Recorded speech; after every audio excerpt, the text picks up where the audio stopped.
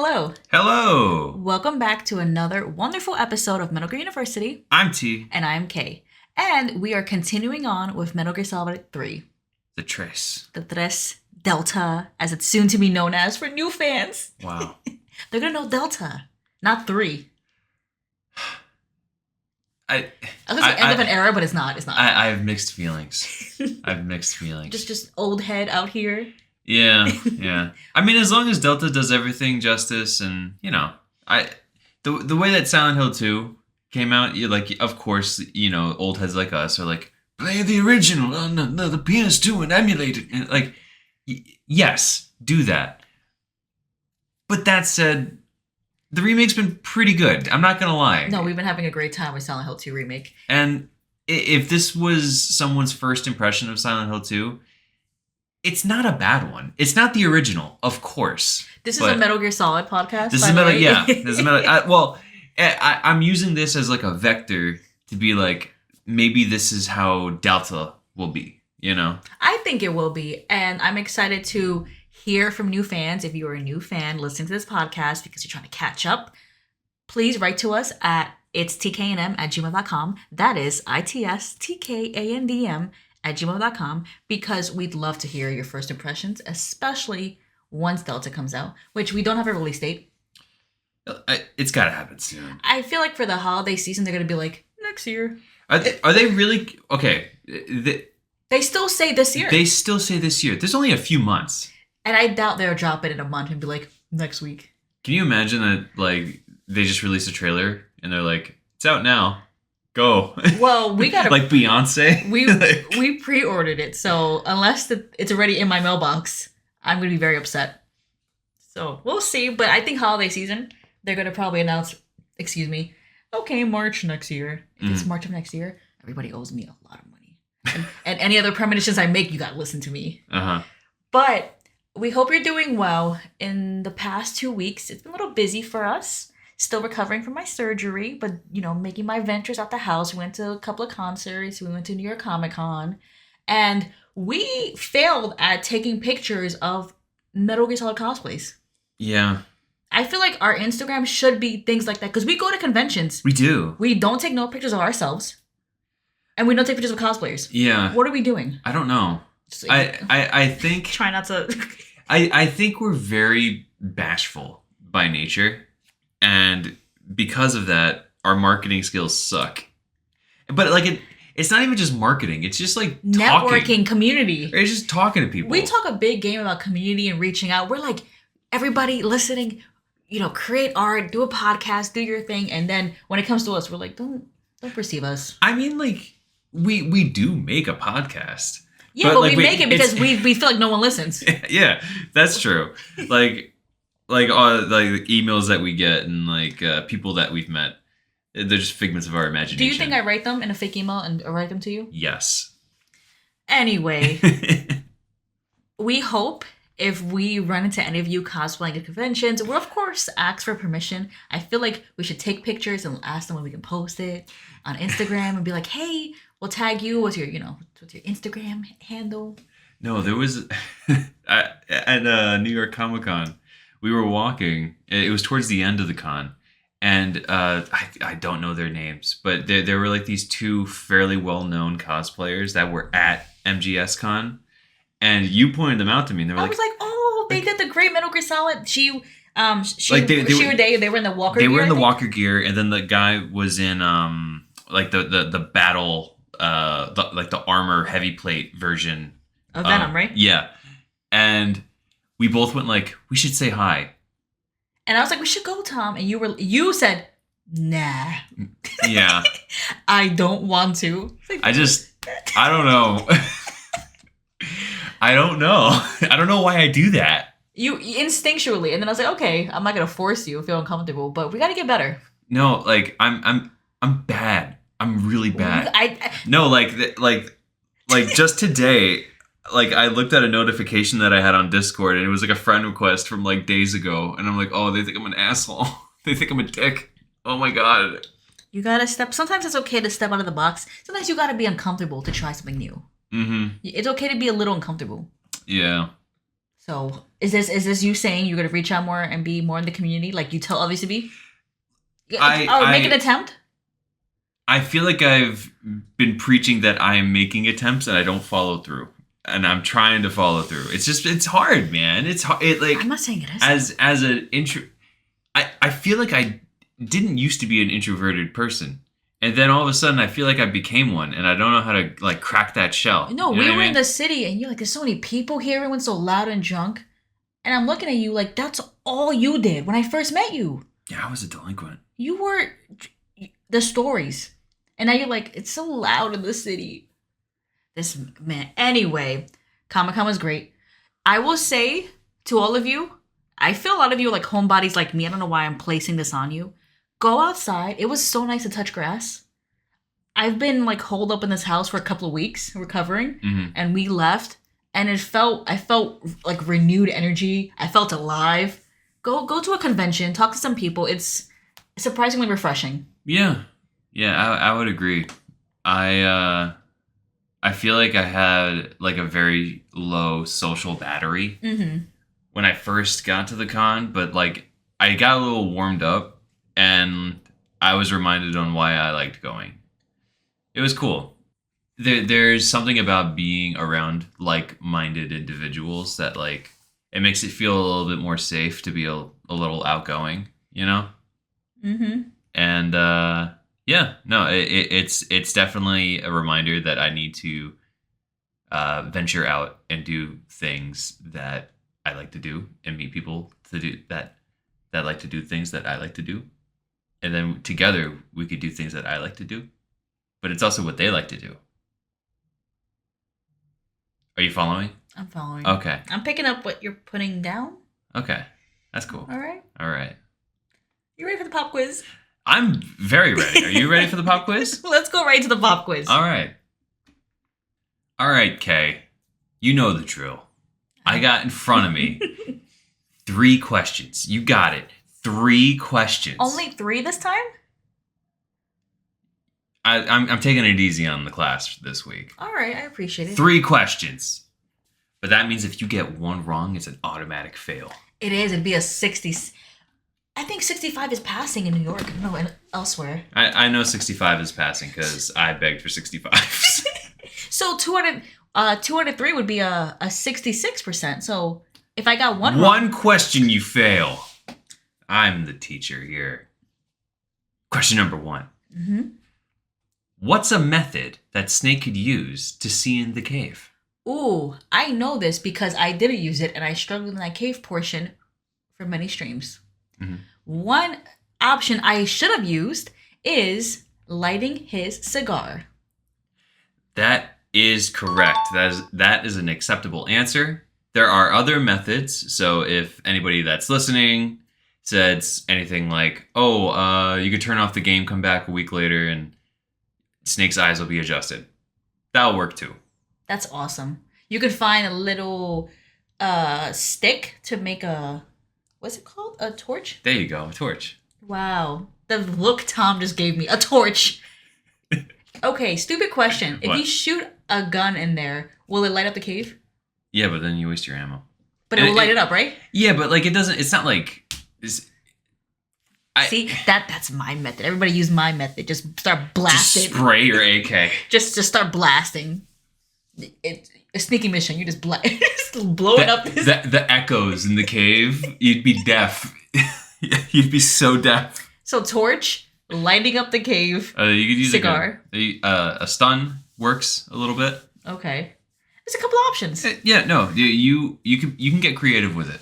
I think this game rewards creativity, and it almost pushes you to be creative and think out of the box. And I think we're gonna see that in today's episode. Yeah, I would agree.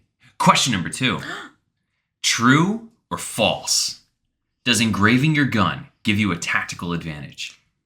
Ooh, great question. You see, mentally, I feel like it would, but the answer is no. That is correct. The answer is no. Although I do want it to be true. Engraving it might give you some ego pride boost. Maybe you feel more in love with your weapon and it becomes more of an extension of yourself. And But no, it doesn't. Like it's like an orc in Warhammer 40K.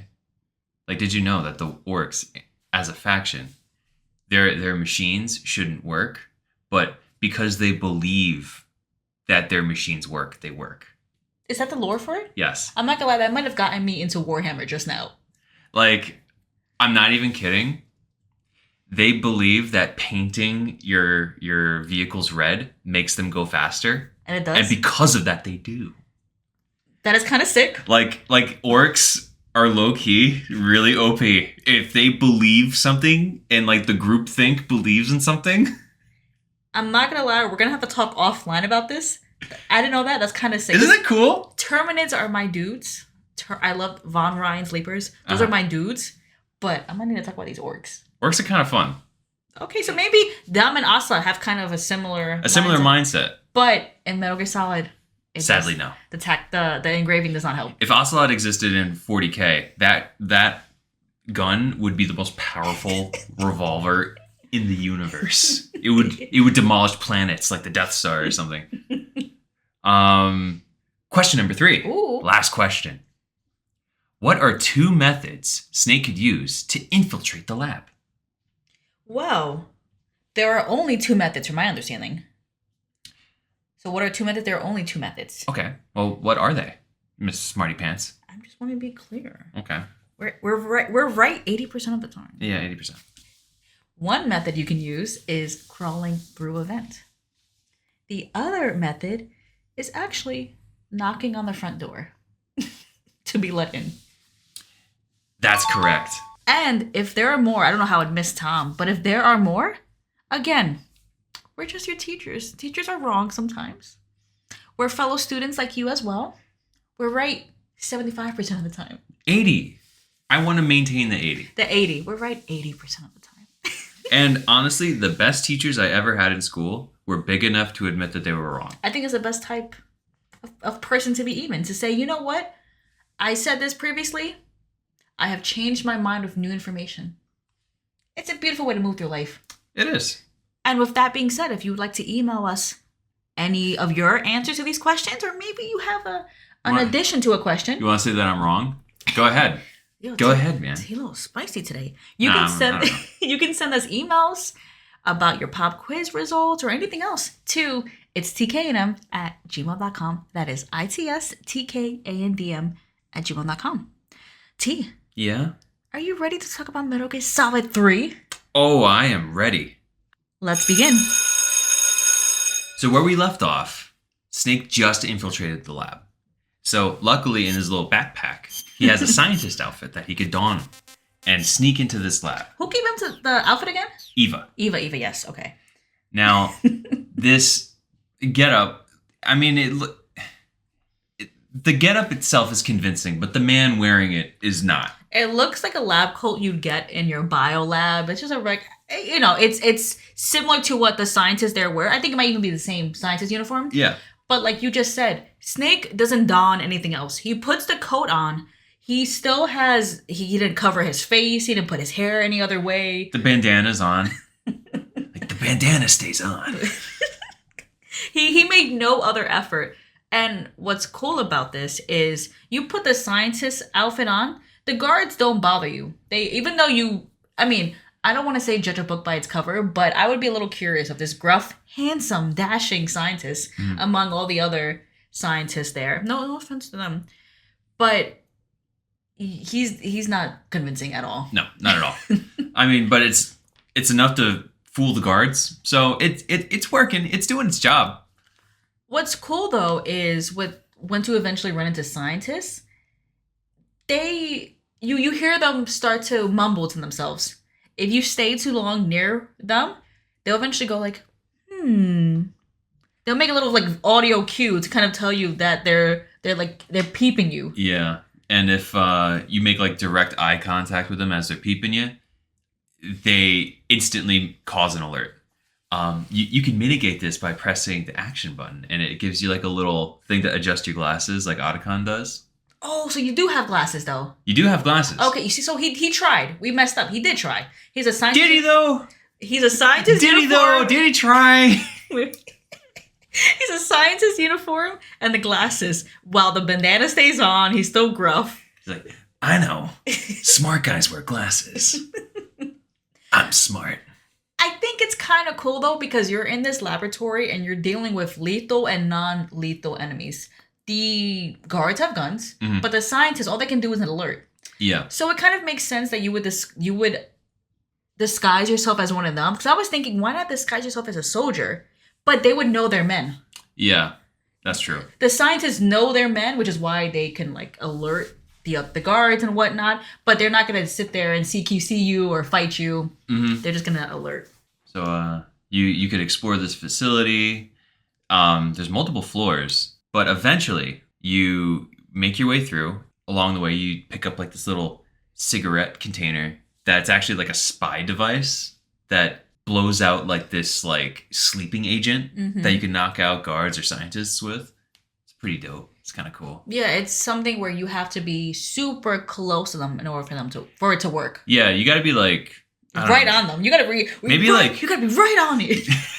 You're trying to make it look fake. But like, yeah, you got to be like, I don't know, like a foot in front of somebody for it to actually like take effect. So you can't like hot box a room with these cigarettes to make people fall asleep. So I feel like you have a split second of a scientist recognizing you before you blow. Oh yeah, you got to be quick with that if you're trying to knock out a scientist head on. I think you can like affect them from behind, but like if they're you got to be right on it. You got to be right on them. If you're right on them, you got a second to puff. To puff. That's your only weapon when you're in the scientist getup. Yeah, well, there's like another non-lethal thing you could pick up. It's just basically like a chloroform rag, but it's much less effective. It's not as cool. Do you have any magazines you can drop or no? You could drop magazines. Like when disguised as a scientist, you could do a lot of like non-lethal-esque things. So you could if you're wearing a scientist outfit, you could forget about using a knife. You can't use a gun. The game won't let you. No grenades. Yeah, the game is literally blocking you from doing this. One way, like we said earlier, it's pushing you. It's pushing you to play a certain way, and also to think in a different way. Yeah, not to run guns blazing. Now, if you want to be stubborn, you can be stubborn, and you could just not put on the scientist outfit. You could just mow down everybody in your path. You could do that, but narratively it's pushing you in this direction, and I think it's more fun too. Like the scientist outfit, Snake's ID tag has his picture on it. How did they have his picture to put on the ID tag? Were printers invented back then? Yeah, but how did maybe Eva had? But how did Eva do that? We've never saw her take a picture. Did she have his like picture on file and then she made like an ID tag?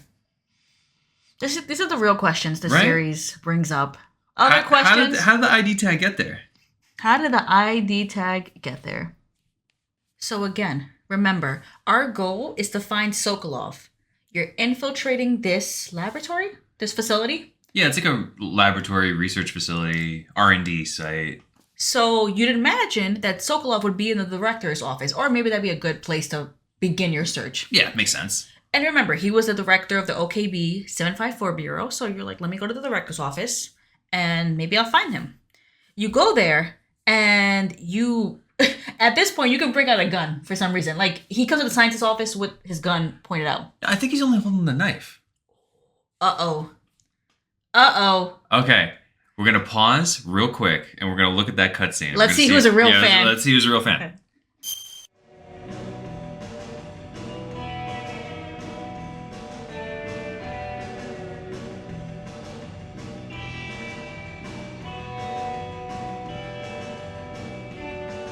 The fake fan allegations continue for K of Metal Gear University. It indeed was a knife. I expect that to be a pop quiz question next week, you jerk. I know you're going to put it on the pop quiz. I'm going to put it on the pop quiz. And I'm not going to answer it.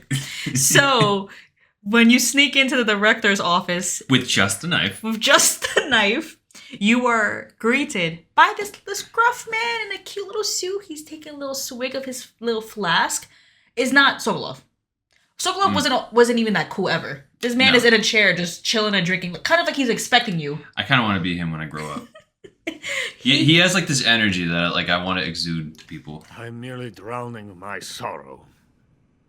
Because of him, I've got nothing to do but sit here and drink this crap.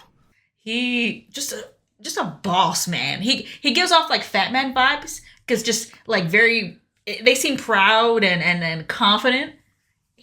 It could be the alcohol talking. Also, yeah, he got some liquid courage. It looks like he's very drunk, and he's listening to like music on the radio. If you listen, it's actually like a melodic version of like the Metal Gear Solid theme. Oh, breaking the fourth wall. Yeah.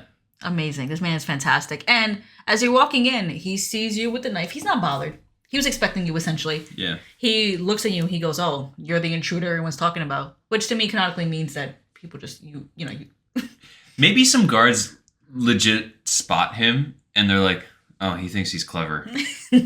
Let's just report it in, and we'll just keep track on it." Yeah, I want to know canonically how many times you were spotted, or because there's some points in the story where they are aware you're there. Yeah. They're aware, and like Ocelot, everybody Bogan, everyone's talking. Yeah, the boss fights too, and like the Ocelot unit makes sense. But I like to think there's more that we just don't see of just Snake failing. Oh, I would love like just like him thinking that he's like crawling through the vents. Yeah. And they're just like there with the gun watching him. And they just hear like aluminum just clunk, clunk, clunk, and like, oh, there he is. let's just report it, and then we'll just go about our day. I don't think Vogan is well loved either. So I can imagine if you have this guy who's messing with Vogan and maybe kind of like the enemy of my enemy is my friend, I can imagine there's no loyalty. But yeah, they're just like let's ride this out. Let's see where this goes. But back to this wonderful man. His name is Granin, and he's actually the director of, I would say, this facility. Yeah, it was originally OG. Granin was the leader of this facility. He is this big times weapons scientist, and he kind of begins by giving you the spiel of his credentials. He considers himself highly, and for all intents and purposes, he's pretty smart. Yeah, honestly, it sounds like he's interviewing for a job at this point. He's like, I stamped out the Nazis, I've made all these big weapons, and now Sokolov comes in, and all my research doesn't mean anything. Pushed to the side. We gotta have Sokolov come in here and build his little tank. Ooh, Sokolov is so cool. I made SS-1C, motherfucker. Okay? Remember that? That was me. I did that. And it's funny because Sokolov is... I wouldn't consider Sokolov prideful. I mean, Sokolov was captured. Sokolov escaped, captured. He's going through it. Yeah, and he doesn't want to do anything. Granin is like on the sideline. He's like, put me in, coach. I could do this. And then he whips out a piece of paper. And he's like... But I won't be used so easily. No crying myself to sleep. For you see, I'm going to send these documents to my friend in the United States. What? These bastards will live to regret this. And when they themselves become the targets of my creation, they will know my true greatness. And the camera pans up, and you see a picture of Granin next to a man that looks vaguely like Otacon. And the camera, like, you have, like, your first-person view, but, like, you're not even in first-person view for this shot. Like, it's very clearly showing who this person is, and, yeah, it's very reminiscent of Otacon. And Granin is literally saying, I'm going to give my my work for this Metal Gear. Metal Gear? They said it. They said the name. They said the name.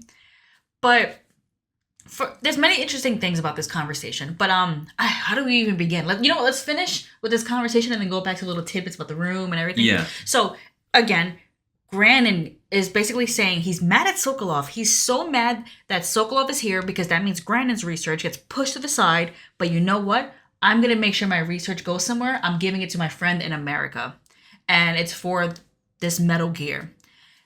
Granin essentially feels that Sokolov is being, put on a pedestal, yet Sokolov wanted to leave Russia. Yeah, he didn't want to have anything to do with Russia. He wanted to run to America, and Granin sees this as a treasonous act. He's a very proud Russian citizen. He has a medal called the Order of Lenin, which is one of the highest honors that Russia can give you. And that project, like his Metal Gear project, is terminated. Yeah. And with these papers that he's going to send, out of spite, you could get a glimpse of these papers, and on it is a legit picture of Metal Gear Rex From Metal Gear Solid 1. from Metal Gear Solid 1. Pretty neat. It's safe to assume that, I don't know how far along this project was, but at least conceptually, Granin is the brainchild of this project. Like, he was the one that started this whole process for Metal Gear Rex. Granin goes into this discussion of, since his project is terminated, the philosopher's legacy is now with Sokolov. And we are given this big, exposition, this big discussion of the philosophers. When I played this for the first time, I was gearing up. I was like, all right, I'm moving close. That's the chair. Wow. That's the chair.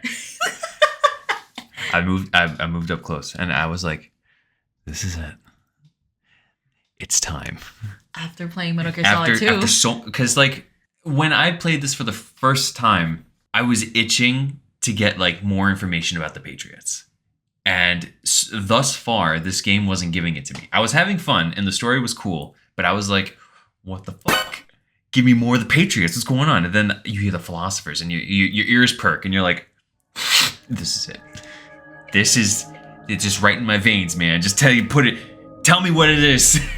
Like we spoke about in the first episode, everyone was primed for some kind of twist. We're here expecting twist from Kojima. You hear about the secret organization. Here's where the twist begins. But it's not really like that. We're not really given this kind of same oh my god, I'm blanking on her name. The Patriots? We're not given this really big Patriots kind of review. Yeah. It doesn't carry that same weight to me. Yeah, it's kind of brushed aside. For now, at least. How do we even begin? Okay, essentially, first off, Vogan's father was in charge of money laundering for the philosophers. After the war, which war? World War II. Vogan wound up with the money somehow whiffed. I mean, if he was in charge of organizing the money, then it'd be pretty easy for him to get all the money. Well, his father was. Well, yeah, I'm talking about his Yeah. father, yeah. So after the war, Vogan wound up with the money, and at first, Granin was cool with that because Granin's research was funded by that money. Yeah. But then all that money was siphoned away to Sokolov to make the Shagohod. And since Sokolov is now at Vogan's main base, essentially, Granin's like, look, I don't care anymore. Go over there and stop Sokolov. Like I'm giving you all of this information because I want you to stop Sokolov because I'm just upset at my research being defunded, and I'm upset that Sokolov, who didn't even want to be a part of Russia, is getting all this acclaim and money. Yeah, you get the idea that Granin is under the impression that why should a treasonous man be lifted up and seen as this herald of bringing in this latest weapons technology and bringing Russia to the forefront if he doesn't even like Russia. Granin's like, I'm a hero. And I have some really cool ideas, and you don't want to talk to me? And it's so interesting because on one part, you have Sokolov who does not want to be here. And you have Granin upset with him for being, again, put on a pedestal, but Sokolov doesn't want this. Mm-hmm. And on the other hand, Granin is accusing Sokolov of essentially being a traitor and not loving Mother Russia. But Granin is here telling Snake exactly how to sabotage the whole mission. But then on the other hand, Vogan is traitorous to what's our man? Khrushchev? Yeah. So it's like Traitors on traitors on traitors. yeah, who's the real patriot? Who's to know? This game does a lot of interesting things in terms of serving your country. Because Sokolov is serving his country, but he hates his country. Granin wants to serve his country, but he can't. Volgin is serving his country because he wants to bring in a new government, but that's technically treasonous. And Khrushchev is serving his country by telling America to assassinate Volgin. Who is a Russian citizen. So what the hell, man? Yeah, It's a mess. It's a whole mess. Yeah, I question Granin here for, helping Snake and how much could you love Russia if you're doing this? But in his own way, he does love Russia. It's everything. Like the boss said, it's just. It's how you view things. And the lines are blurred. It's very fascinating. It's very fascinating. Back to just kind of like the physical description of the office, the cutscene we're given with Granin. There's a lot of little Easter eggs in his office. There definitely is. The biggest, most glaring one to me is Jehuti from the Zone of the Ender series, which is like it's like a mecha game if you haven't heard of it. Made by. Well, he wasn't like made. He didn't make it. He was one of the consultants, producers, blah blah blah. But it's another Kojima game. Yes. Fantastic game. Check it out. It's definitely not like a stealth game. It's imagine like an arcadey Armored Core. Anyway, Jehuti's there. Jehuti's there.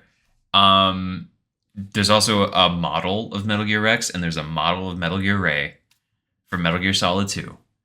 You look at the papers Granin gives you, and it's Metal Gear Rex. Yeah. That he's giving to his friend in America, who looks like Otacon. There's what else is in the office? I'm trying to think. There's like other little. Photos. I mean, there was the radio that had the Metal Gear Solid melody theme. I just find it interesting that if you take everything literally and at face value, that means that the Zone of the Enders is in the Metal Gear Solid universe, and that Granin made Jehuti. Maybe it was just one of his models. And his design was so cool that they used it like hundreds of years in the future. And that he invented both Metal Gear Rex and Metal Gear Ray because he's so cool and so smart. Or they could be just Easter eggs. I don't know. Who's to know? Who's to know? It's hard to take anything in this game at face value or seriously. I mean, like, if we know that Kojima likes to place Easter eggs and break the fourth wall. But if you look at this series in pure context of within its own universe, it's very funny to think that Granin made Metal Gear Ray. Yeah, how many in the 50s, 60s, like in the 60s, or maybe you don't know. Maybe he cooked this up in the 50s. Who's to know? Metal Gear Ray. Maybe even during the 40s. Who's to know? What's also interesting is that he is the one who coins Metal Gear, no? Yeah, because he calls it, okay, his logic for calling it Metal Gear is that it's the missing link between infantry and artillery. A Metal Gear, if you will. And he's like, are you familiar with the missing link between apes and humans? And so Metal Gear is the missing link between infantry and artillery. And I have a legitimate problem following him down that path. I don't know what he's trying to get at. Yeah, Metal Gear, to me, maybe metal refers to the metal in weaponry and guns, and then the gear is what makes it move. Yeah, I could see it in that way, but like the missing link between apes and humans is like intelligence and like the ability to like craft things, like making like the wheel or something, right? So like, what if you called it? I know it's not as cool sounding, but like, why not like Metal Wheel? You know, the Metal Wheel Solid series. You see, it doesn't sound as cool, but maybe it doesn't sound cool because we're not used to that. Because like, if you take a step back, Metal Gear Solid, what is that? You better. Hey, check yourself. I've been in here for a long time. You live long enough to see yourself become the villain. This is you're questioning the name of the series. Look, you're questioning Granin, who received the Order of Lenin. Yeah, you're right. I don't have any check credentials. Yourself. I don't have any credentials. Check yourself. I know. You're not seeming very patriotic in this Metal Gear Solid podcast. How dare you? Now, I take offense to that. I think it is patriotic to point out things that you think that, like, hey, what is that? What are we talking about right now? back to the game. Granted, again, he essentially gives you your next mission, the coordinates to go find Sokolov. Mhm. You have to go to oh my god, Grozny. How do you pronounce it? Groznygrad. Groznygrad. Why am I? Maybe because I misspelled it in the notes. Groznygrad. You have to go to Groznygrad, which is Vulcan's main base, and Sokolov is there. He also says to get into Groznygrad, there's a underground tunnel network underneath the perimeter of the fortress, and that he could have a much easier time getting through there. And you're given a key card that's going to be able to open a door that was in the warehouse that you had passed through to come here. So you got to do a little bit of backtracking. Yeah. It's like, here's this key card. You're going to go through there and you got to stop Sokolov. And as you leave, it's hilarious. Oh. You what? Yeah, no. I just wanted to say something. During their conversation, Snake just likes to say, "Oh, nice shoes." And Granin says, "Oh, yeah, Tatiana gave them to me." Who's Tatiana? Tatiana was Sokolov's lover. I just wanted to point that out because I was like, "Oh, that's kind of interesting." Why would Tatiana know? Why would Tatiana give Granin shoes? She's stepping out on Sokolov? Yeah, right. She I guess she has like a thing for older scientists. I respect that. She's moving up her way. Yeah. Maybe she just, it could just be a friendly little, oh, here's some shoes, colleague. I want some shoes. I don't know where this is going. So, yes, so he has nice shoes. Granin, again, gives you this key card and essentially puts you on your way. He's drinking, he's sitting, he's chilling. He sends you off with a to capitalism. Yeah, he cheers you. Which to me is kind of funny because, again, he is, a Russian citizen, pro-Russia citizen. And I think it's like just a send-off, like, go American, enjoy. Yeah. Like, Granin is definitely not pro-capitalism. He's very pro-communism, pro-Russia. He's just like, enjoy, American. Go do have my fun. bidding. Go have fun. You are now given another task. Kind of reminds me of like Metal Gear Solid 2, where you're given tasks by people you just meet. So it's kind of, your main mission to go get Sokolov, but you're talking to someone new you just met who's to know if you can trust them or not. But my current intel. If Granin really wanted to sabotage him, he had every opportunity to do it right then and there. He could have just called the guards in too. He could have. So I guess, right, with that in mind, maybe you're a little bit more trusting. Mm-hmm. That makes sense. All right. So back to the warehouse to find the one door that you couldn't open that can now be opened with the key card. So on your way to this warehouse, you're traversing through that area that had all the Macaulay Culkin traps. What, in the jungle? Yeah, it's in the jungle. Mm-hmm. And you're traversing this place. It has like tripwires, all 9 yards, everything. All of a sudden, an arrow hits you dead in the leg. And it hurts. It hurts a lot. We can assume it's probably poisonous as well. Because it's, I don't know, you're not going to shoot a regular arrow in these kind of circumstances. You're shooting with poison. It's, I don't know. Continue. You have suspicions? I have suspicions. Well, Snake takes cover, and more arrows are shot. And the most creepy looking man I've ever seen jumps in, and he has a really crazy looking tongue. And he was previously in this cutscene invisible, hopping around on tree branches. This is not the man you want to meet in the jungle, or anywhere for that matter. Yeah, no, this is by far the creepiest man in the Cobra unit, and that is saying a lot. Yes. Now that you said that, he is part of the Cobra unit. And we know that because we saw him previously float upside down, carrying Sokolov into the helicopter. Yeah, and we also saw him running across water and turning invisible after the boss was like, go. I feel like Kojima made Vamp and then was like, I want to do that again. Do it more. But make it worse. Yeah. Make it unredeemable. Make it just... You like Vamp, maybe? Maybe people like Vamp. It was a cool character. This one's not cool. It's just creepy. No. This creepy man is called The Fear. The Fear! And this voice actor, he knew what he was doing. It's funny because it is a great performance, and I always forget. Like, I never think about, like, the person actually doing it in the booth.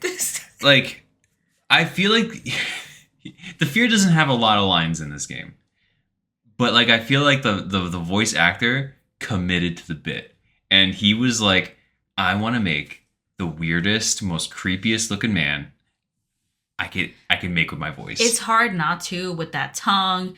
To me, the fear's skin color is a little greenish, right? Yeah, Like he gray. looks sickly. And then in the cutscene, you could see his eyes are almost like vibrating in his head. Like he's like looking at you so intently. His eyes are just twitching. This is an interesting character to say the least.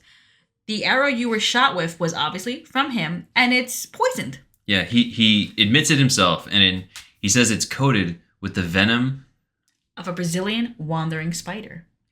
and he says soon the most exquisite pain will engulf your entire body, and your limbs will be paralyzed, and your lungs will cease to draw breath, and then your heart will eventually stop beating. What he also doesn't mention is that a bite from the spider or a poison from the spider can also cause priapism, which you can Google that. And we will end discussion of that venom there. It might be able to help out middle-aged men. I'll just put it that way. But it's a very dangerous venom. So Yeah, don't use it. So this fight, this character, to me, fighting it was very frightening. It's very much you're looking at the branches as this villain is hopping between the trees. He's invisible. Yeah, when I played this for the very first time, it felt like I was fighting like the Predator. Like I felt like I was Arnold Schwarzenegger.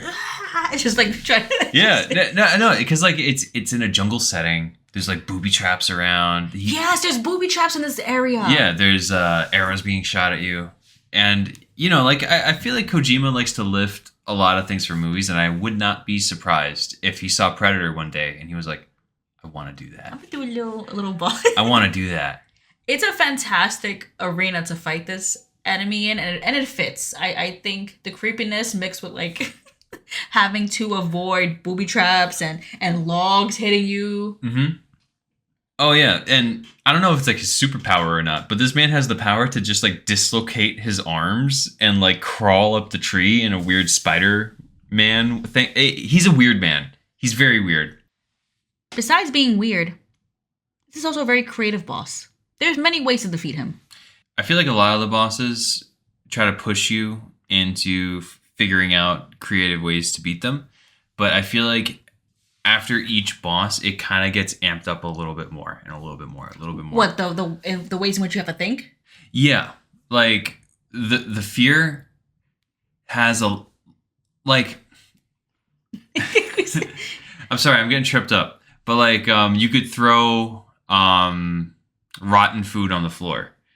His stealth camo makes him tired, so if you go to trank him, if you go to trank I got him, you, T. I'm sorry. I'm not a fake fan. I know how to. So, I know like, ways to fight him. So like if you go to trank him, he goes and picks up food, and then he picks up the rotten food, and that could hurt him. So my question is, you know how a way to beat bosses is you can do lethal and not lethal. Mm-hmm. You can, of course, deplete their health bar, but you can also deplete their stamina bar. Yeah.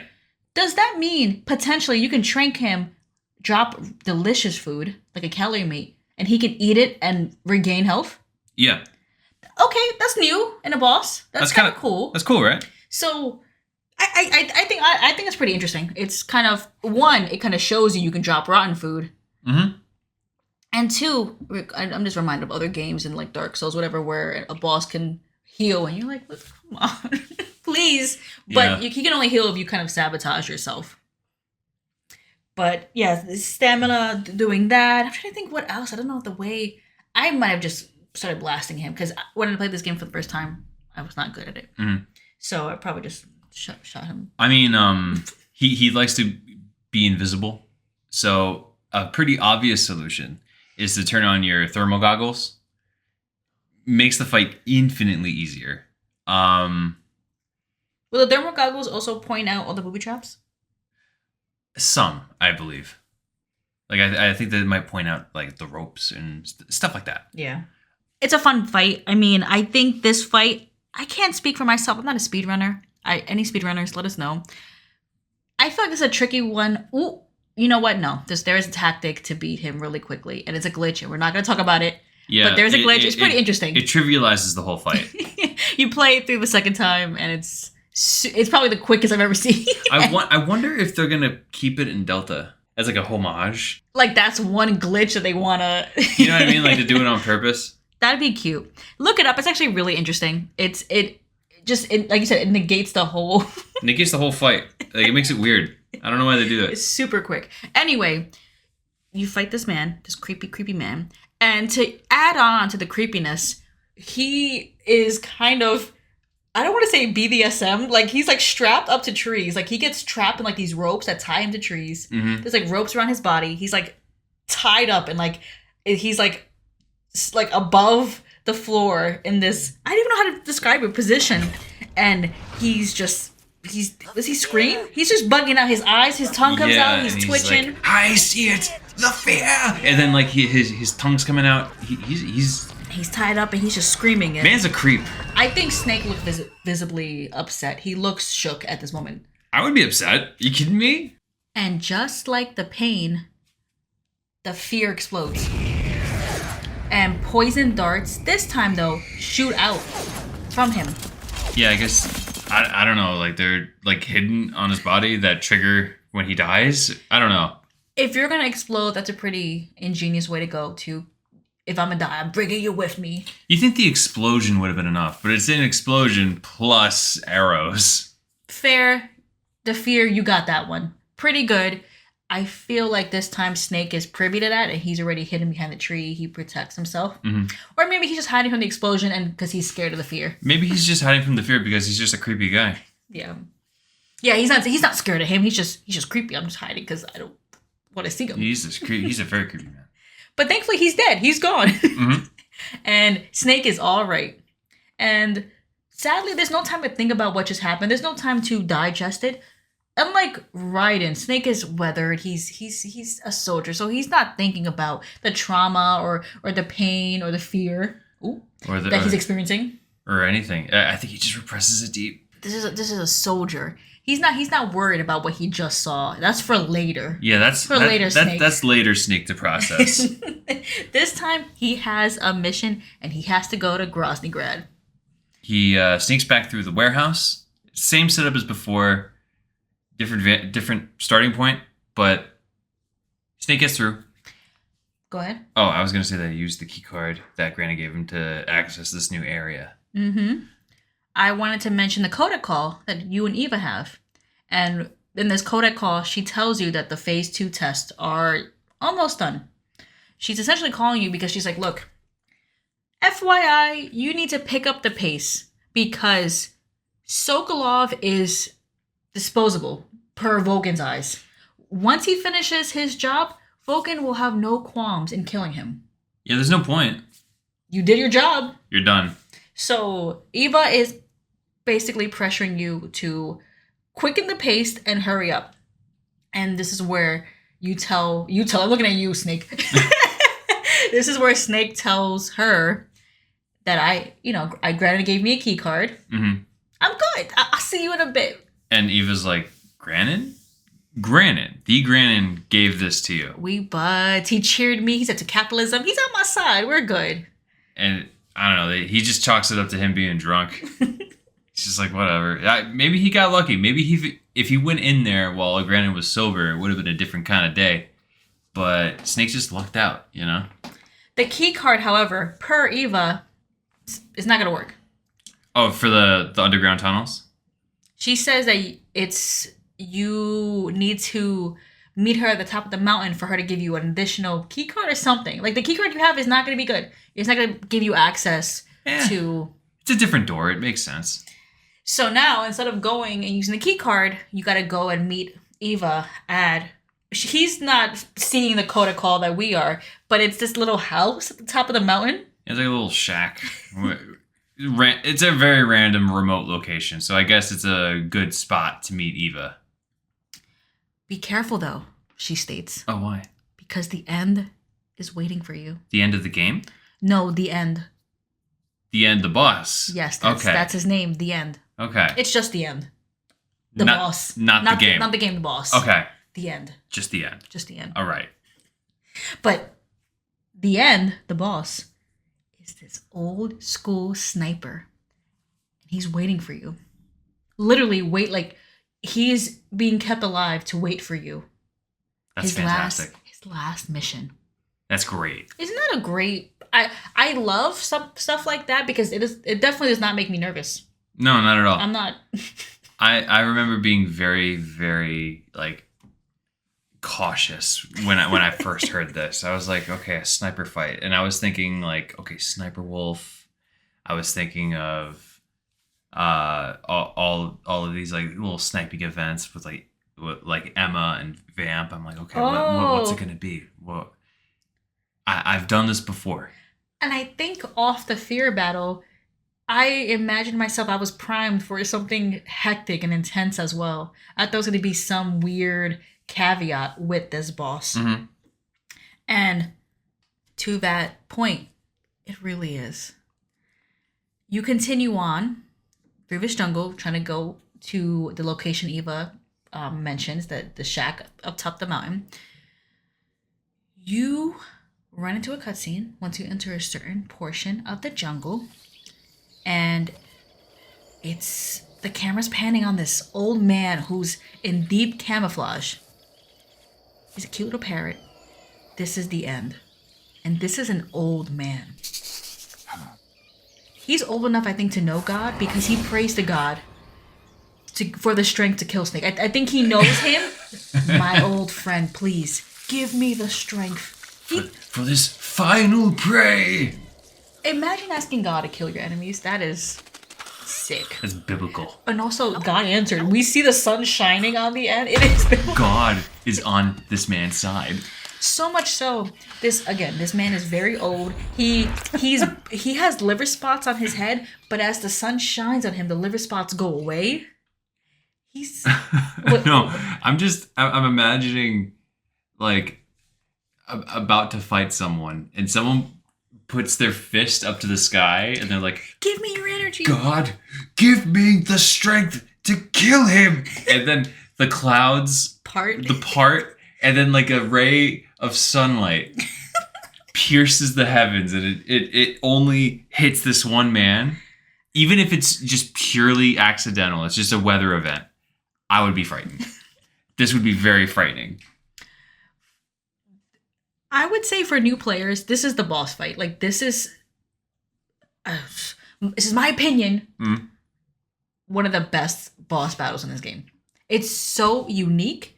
It is scary, at least for me, and it's different. Yeah, I would say out of every single Metal Gear boss fight in the series, Ooh, the series. this is like top 3. This is like one of the most iconic boss fights ever, in my opinion. This is not an enemy you can really muscle through. We spoke earlier about kind of go guns blazing, running around. Even in the lab, you can shoot your way through, I guess. This boss forces you into a very specific pattern. It forces you into a type of play style, because it's the only way to get him. Yeah. No, Kojima was like, F you. You will look at the map. You will use your directional microphone. You will eat to survive, and you will go into this cure system to take out the little darts that he's shooting at you, because he's shooting at you with trank darts. Oh, I forgot about that. With the end, it's, again, you have many different ways to beat him. One of my favorites being turning off the game and waiting, what is it, a week or two? Yeah, that's one of the easiest ways to do it. You could just save and turn the console off and come back a week later. The man would have died from old age. But if you log in a little too early, he gets the jump on you, and he sends you back to this little prison cell back at Grannon's research facility. So you gotta go all the way. You gotta make that long trek back. And then you make the trek back, and he's already primed and waiting for you. Yeah, he's already set up. So with this one, like you were mentioning, T, you have to use a directional mic. This boss fight spans 3 extremely large zones. And Like Like every other zone in this game was like, like fairly moderately sized. I feel like these are like the largest they get, and it's filled with wildlife. There's like there are moments where like you really feel like you're tracking him, because like you notice his footprints on the ground and you're like, oh, there he is. You can use the directional mic and kind of move it slowly across your field of view to hear for his like breathing, right? Yeah, sometimes he just goes end. Like Like a Pokemon. Yeah, like he's a Pokemon or something. Also, if you're with a keen eye, if you're privy to it, you stay still and you look around, you can see kind of like a lens glare. Yeah, you see like the sun reflecting off of the lens of his scope. I'm speechless. That pause was me being speechless. This is a great battle. And on top of that, like what made this boss fight so jarring to me in the beginning was, for every other boss fight, not only in this game, but every other game in the series thus far, there was always like this bombastic song that plays. Oh. When you fight the end, you wouldn't even think that there was a boss fight happening. Like you see the end's health bar and you don't see anybody rushing you. There's nothing, there's no shots. And you're like, what the hell's going on? What is this? It's just the sounds of the jungle until you hear like, what does he say? Good night. He just says some random shit. But you hear him as soon as he speaks. That's when the shot blasts out to get you, and it's he gets you. It's like a jump scare almost. Yeah. You hear him, you're like, no, and I'm like, fuck. So with this boss battle, you're forced into following him, tracking him, and approaching him from behind. Mm-hmm. Again, there's lethal and not lethal ways to defeat him. But there's, from my understanding, I'm thinking of like speedrunners I've seen, there's no other way to get him besides like sneaking up on him. There's other bosses you can like glitch through or do certain maneuvers. You have to sneak behind him. Yeah, you could can snipe him from a... Yeah, you could like snipe him kind of, but like but a lot of people have especially if you play the game enough, you could like figure out a rhythm, and if you can get a certain rhythm, you can beat this guy in no time. Would you say you have a rhythm for it now? Now I do. But I remember the very first time I beat this guy, I must have been on him for like 2 hours. Like it took me a while to get him. I think it's the map. The fact that you have to like exit the area, to me, exiting an area means you're moving away from the boss. But this one, it's not. It's just he has a really large map. Yeah, and he could be anywhere. And if you lose him and he runs away and you don't know where he went, not only you have to fight him still, you gotta find him. And it could take a while if you don't know what to do. Well, there's many little tips and tricks to get him, whether you turn off the game and wait 2 weeks or you actually sit down and use all your items. There's a couple of ways to go about it. But my question to you, T, why do they explode? Because the end, once you defeat him, he's a cool little cutscene. But I want to talk about first, why are the Cobra unit exploding once they die? Well, during World War II, but they're vets. You know, they were like a special forces unit during the war. They had like these like bombs on their person, and if they were ever captured by the enemy, they would self-destruct so that not even a corpse could be left behind for the enemy to like investigate. Oh, so they were just literally no part of them could be left, I guess, to prove that they were there, or even to be, like you said, studied or whatnot. Yes. Oh. So they have bombs on them now? All of them? It seems to be. I mean, the pain exploded, the fear exploded, the end exploded. Interesting. They're all exploding. Oh, also, I don't think we touched on it. The end has like a special power where he's like photosynthetic like a plant. Okay. So if he gets tired, he could like suck in sunlight and regain energy to fight you. So when you mean get tired, does that mean like his stamina gets lowered? Yes. Does he gain health during the game? If you're trying to beat him non-lethally, yes. Wow, I hate when bosses do that. Only I can regain health during a boss fight. Wild, right? I wonder if that'll ever show up again, his ability to gain energy through the sun. I wonder if we'll see that again in the series. I don't know. Hard to tell. Anyway, so you kill him, and like we stated, he explodes.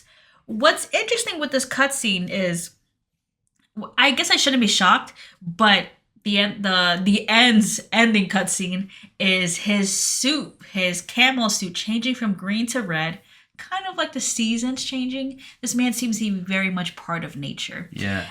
And I also thought it was cool because he kind of shows some respect to Snake in this cutscene. He mentions like, oh, like the boss would love to see this right now, right? Yeah, that she'd be proud of you, and it's time for the younger generation to rise. And I mean, like, I feel like that could also be seen as like Kojima kind of breaking the fourth wall in a sense, because I mean, like, he was always itching to have someone take up the mantle for Metal Gear, and he always wanted to have someone like a younger, more experienced team to take over, and he was like, I'm ready for it. He was the end, in a sense. In a sense, I don't know if he was literally viewing himself as the end, but like I feel as if the message there was something that Kojima wanted, you know?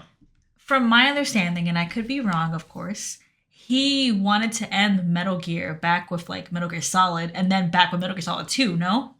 I think he had plans to make 2. To the end of it? And then 2 was it. And 2, when, you know, all of you have played it by now, it does feel very final. It does. That cutscene is... It leaves a lot to the imagination, but it is final I mean, in its own way. Metal Gear Solid aside, I don't think everything in a story needs to be explained. Sometimes the best part of a story is you imagining or filling in the gaps. Mm-hmm. So yeah, Metal Gear Solid 2, if the series were to end there would be a lot of fan fiction and discussion, but I feel like, yeah, 3 also feels like he's ready to move on. I mean, that's part and parcel why, I mean, we're getting into a larger discussion here. Yeah. But like, I feel like that's part and parcel why he chose to make a prequel at all. Because it's like, well, I don't want to continue the story. If I'm going to make another Metal Gear, let's bring it back. And let me explain this lesser known but looming character. Big Boss. Big Boss. Yeah. It's a smart move. And speaking of things that don't end, after you beat the end, Mm-hmm. you are again going to meet Eva in the mountains, and you arrive at this ladder within. Yeah, it's a way to climb the mountain, so to speak. And instead of climbing a mountain, you're climbing a ladder. To symbolize how big this ladder is, and this is the iconic moment in the game, you are climbing the ladder while the main theme of the game plays. Mm-hmm. We hear Cynthia Harrell's beautiful voice. Beautiful voice. It starts like a cappella, doesn't it? Yeah, I don't think there's any instruments at all. Also, it's just completely a cappella. It's just her. Her vocal track. And oh, sorry. All you hear is her a cappella and like the sounds of Snake climbing this ladder. It almost like a rhythmic sound to it. It is something only to be experienced. We cannot begin to describe it. Just yeah, I mean it. To people who have not played this game, and you talk to somebody, it's like, no man, the ladder is like so iconic. They'd look at you like, what the fuck are you talking about? The ladder? The ladder, not the end, not the pain or Ocelot. The ladder. The ladder. Okay, and then they get to the ladder and they're like, I get it now. I get it. It's great that I think even Kojima and his team wanted you to hear that song again. And also, I feel like just like a movie where the main theme plays again, you have Snake hearing the theme, us hearing the theme as the story's reaching its end. Yeah, its next crescendo, so to speak. And you had... this is the end, so to speak, of like a certain portion of this game. And from here on out, Snake is going to be a little bit more involved in the main story. Because like Snake, up until this point, he's kind of just like wandering and getting closer and closer and closer. And now this is like a symbolic transition of Snake going out from the outer rim to like the inner circle of like what's to come. We've already killed 3 members of the Cobra unit. There's about 2 more left, not including the boss, which we know we have to confront her. Things are heating up, so to speak. Mm-hmm. And that is where we'll end this episode, on this ladder climb. Fantastic. T, thank you very much for this episode. I love this game. Every time we talk about a game in the series, my love for it does not go away. And thinking about the ladder scene makes me want to get to the ladder scene again and hear it. Yeah. No, the 3 is one of my all-time favorite games just in general. And just thinking of like all of these games in this series, like few could like really meet 3 toe to toe. I think when people talk about their favorite games in the series, it's either 2 or 3. I would agree with there. Yeah. I would say it's also typically their first games in the series, but I usually hear 2 or 3 as being people's favorite. I think also for us, meeting Cynthia Harrell in person at Metal Gear Solid Con. That was so cool. It's amazing to meet people who've worked on the game, but to also meet someone as iconic as the person who sang the theme song. And she's such a sweetheart. Such a sweet and passionate person. And I feel like she has great love for the series. It's like a lot of people show her love I see on social media, and she sends it right back. You could really feel this community behind her, and she's for the community as well. So, yeah. I mean, I feel like it's a shout out to Metal Gear Solid Con. I don't know if she'll be there next year, but if you want to get something signed by her or see her, keep an eye out for the guest list for Metal Gear Solid Con. Mm-hmm. I miss Metal Gear Solid Con. It's coming around soon. It's a few months away if you think about it. A few months away. Like 8 months away. That's less than a year. It is less than a year. But everybody, thank you for listening. As always, we will see you in 2 weeks' time. Until then. Bye. Bye, guys.